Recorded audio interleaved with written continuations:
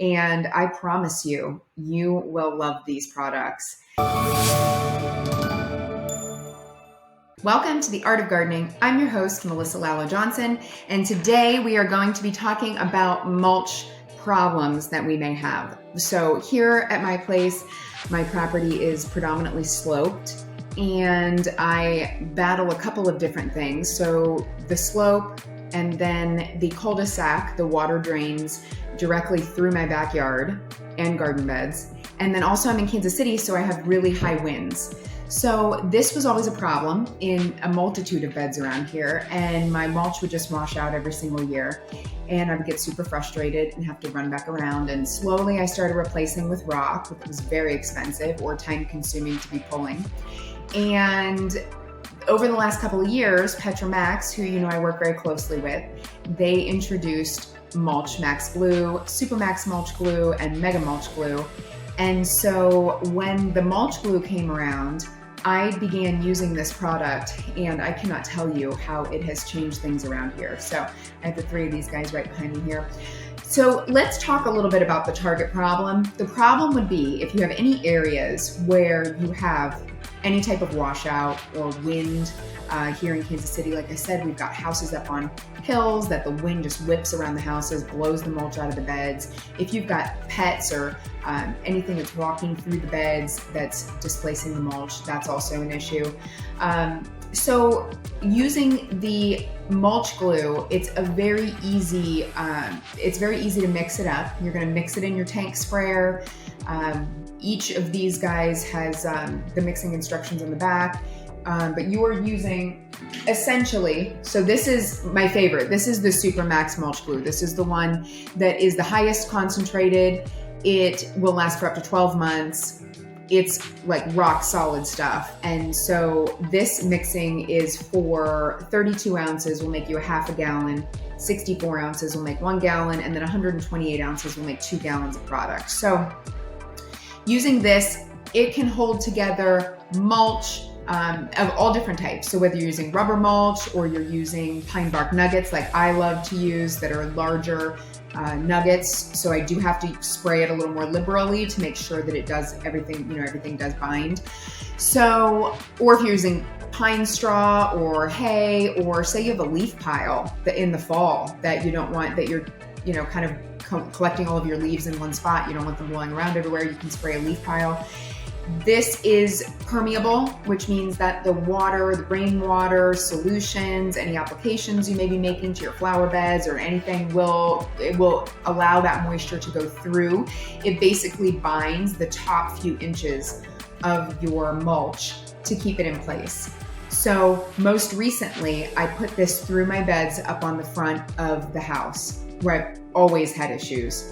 Not only is it sloped, but the wind comes whipping through the top of the driveway and pushes all of that mulch throughout an entire season. Every single year, I lose all of the mulch that is on that's in the bed that's along the driveway. So this is keeping that in place. In fact, the other day, I mowed the lawn and was blowing the driveway off and got a bunch of grass clippings that kind of went into the beds. I used the blower and blew the clippings out of the mulch, and the mulch stayed in place. So I've done a variety of different tests with this. As you know, I'm not going to promote anything before trying it and using it myself to know that it works. And I've been using this for over a year, so I know that it does work. And the application, like I said, is very easy. It's just kind of like a sprayed motion. You may have to spray around larger pieces. It will also hold gravel in place. It will hold, my mind was blown when I saw how well it would hold pea gravel.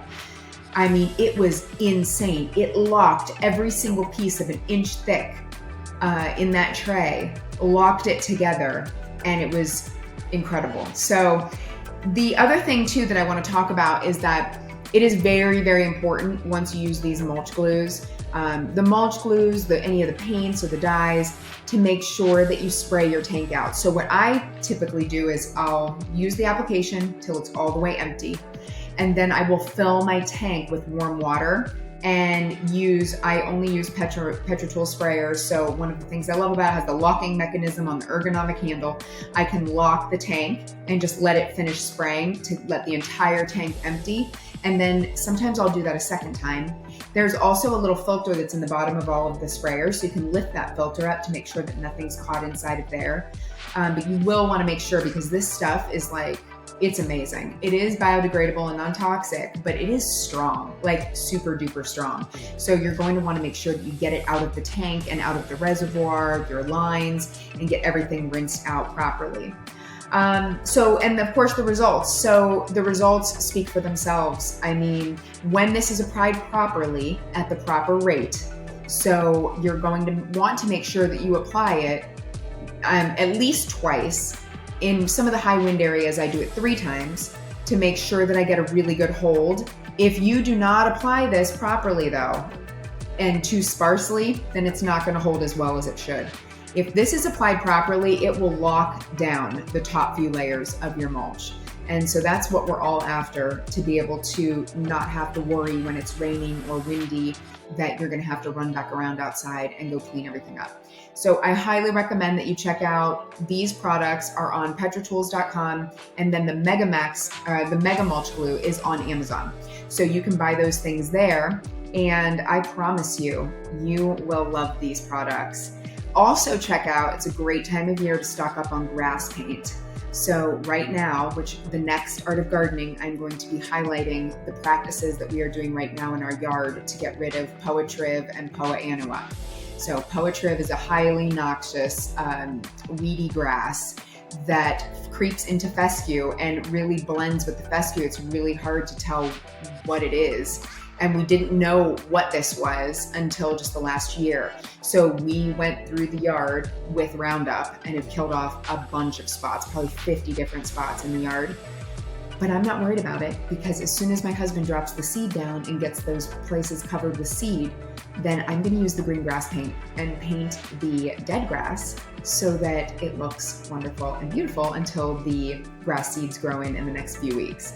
So stay tuned for that. I'm going to be going over all of this craziness of the fescue lawn and the things that have been very noxious to us, so that you can make sure if you have these things in your lawn, you can get them out before they take over like they have here. So thanks so much for tuning in, and definitely check out PetraTools.com. Check out the mulch glues. You will not regret it. And we'll see you next time on The Art of Gardening. Thanks for watching.